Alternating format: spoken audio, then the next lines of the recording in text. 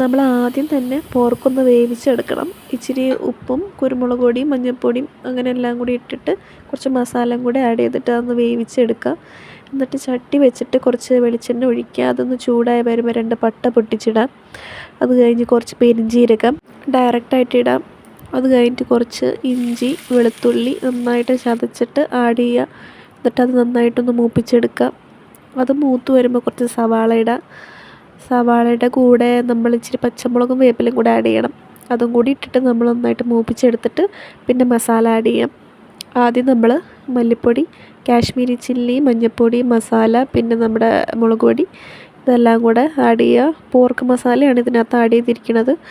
അത് മേടിച്ചിട്ട് ആഡ് ചെയ്യുകയാണെങ്കിൽ നല്ലൊരു ടേസ്റ്റ് ഉണ്ടാവും. എന്നിട്ട് നന്നായിട്ട് അതങ്ങോട്ട് വഴറ്റിയെടുക്കാം. നന്നായിട്ട് അങ്ങോട്ട് മൂത്ത് വന്നതിന് ശേഷം നമ്മൾ കുറച്ച് സ്റ്റോക്ക് എടുത്ത് ഒഴിക്കുക. പോർക്കിൻ്റെ തന്നെ വേവിച്ച് സ്റ്റോക്ക് എടുത്ത് ഒഴിക്കുക. അതൊന്ന് റെഡി ആയി വരുമ്പോഴത്തേക്കിനും നമുക്ക് ബാക്കി പോർക്കും വെള്ളം കൂടി ഉള്ളത് ആഡ് ചെയ്ത് കൊടുക്കാം. എന്നിട്ട് നന്നായിട്ട് ഇളക്കി സെറ്റാക്കി എടുക്കാം. ഒട്ടും അടിയിൽ പിടിക്കാണ്ട് നന്നായിട്ട് ഇളക്കി കൊടുക്കണം.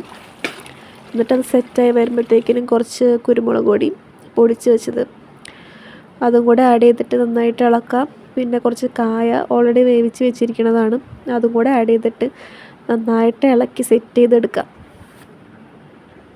എന്നിട്ടൊന്ന് ഡ്രൈ ആയി വരുമ്പോഴത്തേക്കിനും കുറച്ച് ഉപ്പുണ്ടോ എന്ന് നോക്കിയിട്ട് കുറച്ച് ഉപ്പ് ആഡ് ചെയ്യുക. എനിക്ക് ഇച്ചിരി കുറവായിട്ട് തോന്നി, അതുകൊണ്ട് ആഡ് ചെയ്തതാണ്. എന്നിട്ട് നന്നായിട്ട് ഇളക്കി സെറ്റാക്കി എടുക്കാം.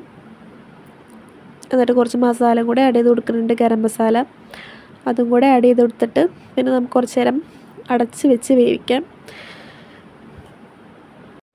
ഒരു 5 മിനിറ്റ് അടച്ച് വെച്ച് വേവിക്കുക. അത് കഴിഞ്ഞ് തുറന്നിട്ട് പിന്നെ കുറച്ച് മല്ലിയിലയും കാര്യങ്ങളൊക്കെ ആഡ് ചെയ്യണം.